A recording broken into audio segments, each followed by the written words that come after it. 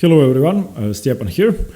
I'm going to go over my final game from the Split Chess Open, round 9, and after 8 rounds I had 3.5 out of 8, so not such a good score. I basically had to win to have a positive score and to have an ELO plus at the end of the tournament. And I faced an opponent about 150 points lower rated than I am. He had an okay score at the tournament, he didn't play that badly, and I had some of his games to prepare with, but he surprised me and played the French, which, well, I'm generally prepared for it. I played the Tarrasch as always, and I know the variation we played very well, and I played the tempo for the first 11 moves, so preparation saved me a lot of time. And I have to say, this is perhaps my favorite win from the tournament. I think I played a good game at the end, and I haven't checked the game with the engine. I'm going to do that at the end of the video as always.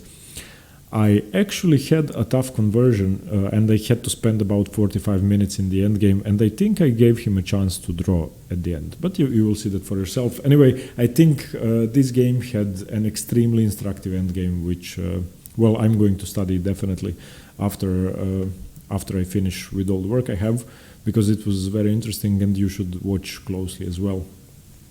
So we have e4, e6, d4, d5, knight to d2, the Tarrasch French, and now he went for knight to f6, which I'm very happy about. I actually played the Tarrasch 4 times in the last 3 tournaments, and neither of my opponents played knight to f6. They all played either c5 or d takes c4, which are, well, compared to the knight f6 lines, quite boring variations. By the way, if you want to check out the theory of the Tarrasch French, I've made a separate video on that. You can check it out in the theory in the series on the chess theory. So here the only move is e5, knight f to d7, bishop to d3, preparing to play knight to e2. That's crucial in these lines, because you want to be able to play either knight to f4 if they play f6, or you want to play f4, and your knight shouldn't be on f3 then.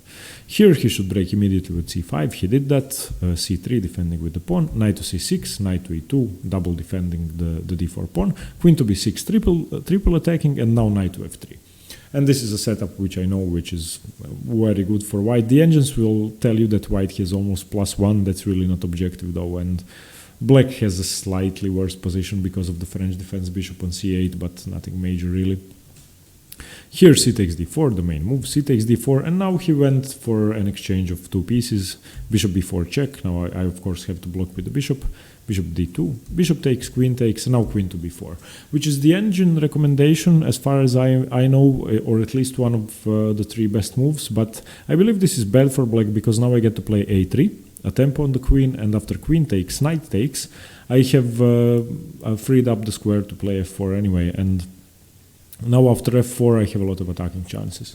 Here he played knight to b6 and I played b4, trying to restrain his pieces. And I think from now on I played one of the most aggressive games ever, and I was very happy with how it went. So bishop to d7, castles, rook to c8, f4. He castled, I played knight to b3, I want to get my knight to c5 to pressure his queen side, knight to e7, knight to c5, and now rook to c7 was played, which I think was too slow. And now I played rook to f3. And the point of rook to f3, if he allows it, isn't to play bishop takes h7 and rook h3 tricks, but to play g4, king to f2, rook to g1. This was my plan, to put extreme pressure on his king side, because, well, one thing you should note, and which you can learn from the games from the masters, especially from players such as Bobby Fischer or Garry Kasparov, they seize the opportunity when their opponent's pieces are on the other side of the board, and now you can see that he's even preparing to play rook f to c8. Both his knights, his bishop and his knight are on the queen side. They can't really defend. This knight on e7 is the only piece that can defend the king side properly, and that's really not enough. Here he played rook f to c8. I loved that move, and now g4. g6, h4, and now already, I mean, okay, I'm not sure what the engine is going to say, but I would think that my position is lost if I was black here. This just looks too dangerous. You have no defenders around your king, and it just seems busted. King g7 was played here, and now king to f2, preparing rook to g1. Bishop to e8, trying to defend, rook to g1. Here he played knight to c4, which I really don't care. If he gets to take my a3 pawn, that's completely irrelevant in this position. f5. Now, of course, the g pawn is pinned, so he can't recapture 3 times. I have 3 defenders, and the g pawn is pinned. So now e takes e5, g takes e5. Now he can only blunder a piece if he takes with the knight. Knight to c6, putting pressure on my d4 pawn, which is sufficiently defended at the moment. And now I decided to take the bishop, to take the knight on c4, because my bishop isn't really that useful in the attack. And he has some threats of knight to d2 and trying to dislodge my rook from f3, which is a piece I need in the attack. So bishop takes c4, d takes c4, h5. The pawn is still pinned. If he plays g5, then rook takes g5, and he just loses a pawn. Here he played b6, which I actually liked, because I get to put my knight on d6. Knight e4, rook to d8, knight to d6. And here his position has to be lost. I'm not sure what evaluation the engine is going to give, but I think it's at least +3 or +4. I just don't see a way to defend. And here, in fact, he decided to give up the exchange. Rook takes d6, e takes d6, rook to d7, h takes g6, f takes, and here he took with the bishop. And now I thought for a while, how do I continue my attack? I found some ideas, and first I decided to dislodge the knight from c6, so b5, knight to d8. I'm sorry, my friend is cleaning behind me. He must have spilled something, I'm not sure. I think he spilled some coffee. Knight to d8 was played. Here, I thought for about 15 minutes, trying to figure out what to do next. And I was considering the move knight to f4 and the move knight to g3. And the point behind knight to g3 is once I play knight to g3, then he can't take on d6 because knight to f5 wins the rook, the bishop is pinned. The point behind knight to f4 is that I have this check. Let's say he takes on d6, I have this check. And now there's a tactic that I ended up playing later, and it's here. It actually doesn't work here. Yeah, I actually decided to play knight to g3 because it doesn't work here, you will see. So knight to g3. He played knight to b7, double attacking my d6 pawn, which I really didn't care about. And now I have a tactic to win the second exchange, which I calculated in advance before knight to g3, and I think the material advantage was just overwhelming. So knight to h5 wins an exchange because after king to h6, I have knight to f6 attacking the rook. He has to take basically. Rook takes d6, and now rook takes h3, forcing the king back to g7, and you can see now that I'm going to fork his king and rook because the bishop is pinned once again. So now after king to g7, knight to e8 check wins the second exchange, king f7, knight takes d6, knight takes d6. Now this was the third time I spent about 15 to 20 minutes thinking. Firstly, there's no way to defend my b5 pawn because the b1 square is taken by the bishop. And here I can't because of the pawn. So I have to play a4. So I played a4. I'm not sure whether it's a good move. We will see. Here he played c3. And now I didn't start getting worried because I have two exchanges for a pawn. But I thought I will have some issues with the pawn. Of course, I can't take it. If I take here, then just losing an exchange, losing a rook. So after c3, I played rook to e1. Trying to force his king away, not to allow it to go to the e file. c2, rook f3 check, bishop to f5, and now rook to c1. And in this position I decided to give up one exchange for that pawn, and I thought I could convert easily. So king e6, rook takes f5, knight takes f5, rook takes c2, king to d5, rook to c7, and I thought this was great for me. Knight takes d4, and here I spent another 20 minutes, and I'm going to tell you what the problem is. And I actually think he might have had a draw at one point, which is horrible considering I was two exchanges up. Now the thing is, if we remain in a position where I have a rook and he has a knight, the position is a draw. And that's just a draw. And his king is closer to the A and to the B file than mine, so he has time to do that in some positions. His h7 pawn is a passed pawn on the other hand, and allowing it to march down the board could lose both my queenside pawns and draw the position. So I couldn't decide whether I should take on a7 or on h7. The problem with taking on a7 is that the h pawn could march up the board, and my king is locked down to defending the king side. If I take on h7, he has more time to march his king down to my queen side pawns. If I don't take any pawn, then he can position his knight to the c5 square and just take on a4 for free. So I have to take one pawn. So I decided to take on h7. I think it's a mistake because I actually thought we were going to draw at one point. I'm not sure. The ending is extremely complicated, you will see. King to c5. Perhaps king to b4. King to c4 was the best move. I'm not sure. Rook takes a7. King to b4. Rook to h7. And now if he takes, then I win the knight. So that's just losing. King a5. King to e3. He can't take the pawn because I take the knight. Knight to b3. Rook a7 check. King to b4. King to e4. And this is where I got worried. I think it's winning because I found the winning continuation, but I think he must have had a draw earlier. Now the point is, once I play king to e4. Okay, let me show you that. King to e4. Knight to c5 check. Double attacks my pawn. I'm losing a pawn. I played king to d5. Knight takes a4 check. If I take the knight, this is what I was calculating. Takes. King here. This is, in fact, losing for me. So I can even lose this position. So after king to d5, knight takes a4. There is only one move, and that's king to c6. And now I'm defending sufficiently. And this is what he was counting on. Knight to c3. And if I allow him to take, then the position is a draw because it's knight versus rook. But I found the move rook to b7. And now if he takes, then I take here and he loses the knight. Because the knight is pinned, he can only move the king. So after king to d5, after king to b4, I calculated king e4, king d5, king c6, rook to b7, and I was happy because I found the win. But I was actually worried that he could draw in some position. We are going to see. So king e4, knight c5 check. King to d5, knight takes a4. Any other move is, I think, losing or drawing. So king to c6, knight to c3, rook to b7. And here, this is just busted, that I'm sure of. Knight e2, king takes b6. Knight to d4. I went to a6, but after knight to d4, I can also play king to c. I can also play king to c7. He can't take here because after knight takes b5 check, king to c6 once again loses the knight. The knight is pinned. So after knight e2, here I played king to a6, which is just simpler. King c5, b6, king to d6, rook to h7, and he's going to lose this position because there is no way to stop the pawn.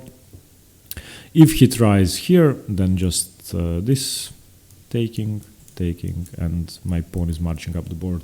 So winning position. Now let's run an engine check. I'm wondering whether I went wrong in the endgame. So okay, the opening phase, I know the evaluations. Okay, so here. A3 is correct, takes, knight b6 is correct, b4 is a slight mistake, but still okay. Bishop d7, castles, rook to c8, f4. Castles, knight to b3. Knight e7, knight c5, all the best moves. Rook to c7. Here rook to f3 is a mistake, but I think it's a great attacking move from a human perspective. Rook fc8, g4, g6, h4, king g7, king to f2 was the best plan. Bishop e8, rook to g1, plus 1.7. Yeah, this is already losing. There's no way to stop the attack. Knight c4, f5, e takes f5, g takes f5, knight to c6. Bishop takes c4 was the best move. That I'm very happy about. I took a lot of time to calculate that. Bishop takes c4, d takes c4, h5. b6, a mistake. I should have taken immediately, but why not save my knight? Knight to e4. Rook d8, knight to d6, takes, plus 4. b5 is the best. Yeah, okay, b5. Knight to d8. Knight to g3 isn't as good as knight to f4. Okay, let's see. Knight f4, rook takes d6, d5. I don't want to play this position. Knight to g3. Knight b7, knight h5 check is correct. This variation I calculated correctly, winning the second exchange. This is all good. a4 is a mistake. I should have given up a pawn, but why? c3, rook e1, c2, rook f3. Bishop f5. Now king to e3. Yeah, I should have defended my pawn. I should have attacked his pawn with the king. But still, rook c1, king e6, rook takes f5, knight takes f5, rook takes c2, king to d5, king to c7 is correct. Now let's see whether I blundered my position. Knight takes d4. Ah! Rook takes a7 was better. Let's see this. Ah! This is a draw. Rook takes h7 is a draw.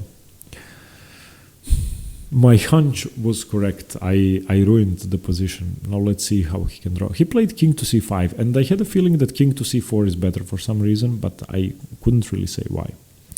So okay, after king to c5 plus 6, what's the difference? Okay, king to c4. Rook takes here. Knight here. How does he draw this position? Rook here, king here, rook here, king here. Yeah, my king is too far away. My king is too far away and I can't do anything.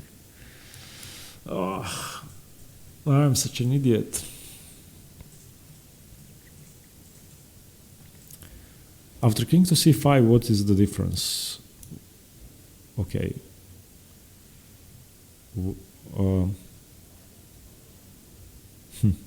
What's the difference now? Wait, king to c4.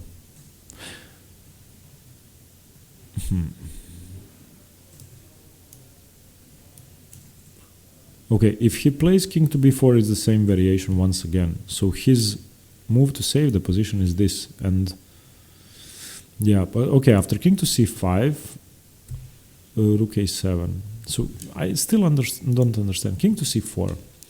Rook takes a7, knight to b3. Okay, if I try playing king to e3 here, knight here, yeah, he can just take the pawn. This sucks. My king is too far away. I can't prevent him from taking the pawn. He can just play knight to c3 and take. So very tough endgame. I actually gave him a draw. So king c5, rook takes a7, king b4, rook h7. Oh, I gave him another chance to draw. Apparently the correct move is king to e3. And after this check, this. Okay, so we enter the same position. And after king b4, rook to h7 is a draw because of knight to b3, rook h6, king takes. Yeah, he once again has enough time for this.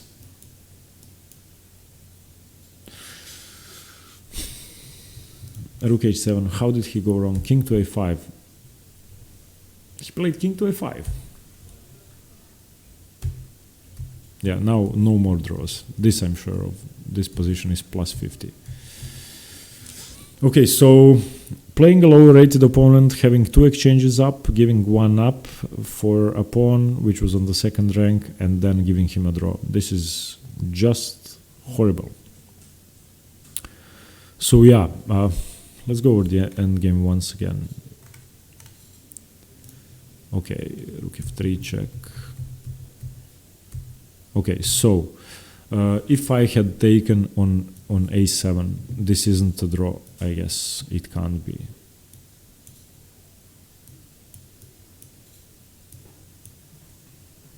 But what's the difference? He just has the h7 pawn. Well, yeah, I prevent his king from coming here for some reason. Yeah, this is just winning. Yeah. Yeah, okay, this is much easier. So yeah, please do learn from my mistakes. Consider the fact that rook versus knight is a draw early on in the endgame because I almost ruined a completely winning position because of that. Still, I got away with it, which is good. But perhaps had I drawn the game, I would have taken it more seriously. Now that I saw this, now I'm going to study these endgames pawn up with the rook versus knight much more carefully. So okay, everybody, I hope you got something from this game. I covered all 9 games now. Now back to the theory of the Sicilian and the other theoretical videos. Thanks very much for watching. Stay tuned for more chess. The next video is coming tomorrow. See you later. Thanks very much. Bye bye.